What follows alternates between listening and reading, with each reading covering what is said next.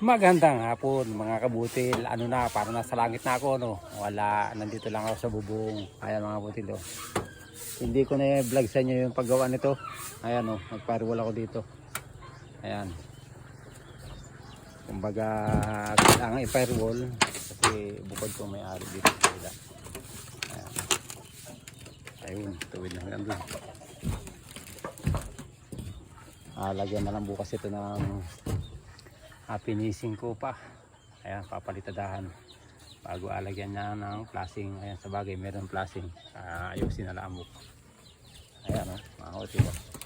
Ayan, o, kinat ko dito. Kinat ko dito sa kabila. Ayan, siguro lalagyan na lang ng gutter. O, sa kabila. Ayan, ayos na. Alagyan na lang ng flashing ang bubong. Ayun, bukas na siguro bago pipinisin na rin to. Ayan, ayun, naka-firewall na.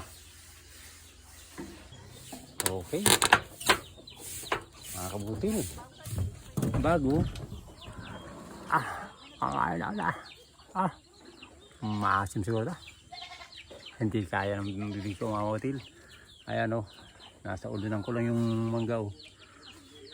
Sarap siguro pagkaganda mga kabutil, ano. May mga mangga din sa tabi. Ano, ang dami. Ayun. Hitik na hitik, ko. Talaga nawa mga kabutil. Kahit pagod, mas nakakatuwa. Kasi ang dami, nakakatuwa, eh, oh. Hindi tayo sa taas ng bubong. Muli mga kabutil, shoutout sa mga solid followers ko dyan mga kabutil.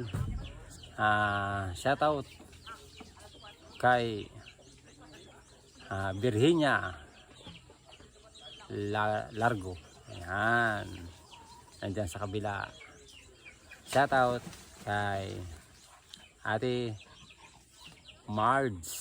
Margie.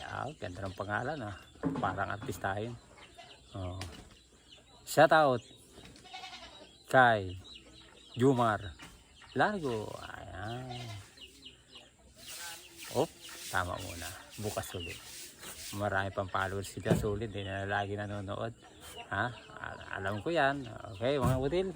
Muli, nandito lang ang buhay natin. Pag ganto-ganto, ito po ang aking daily lifestyle.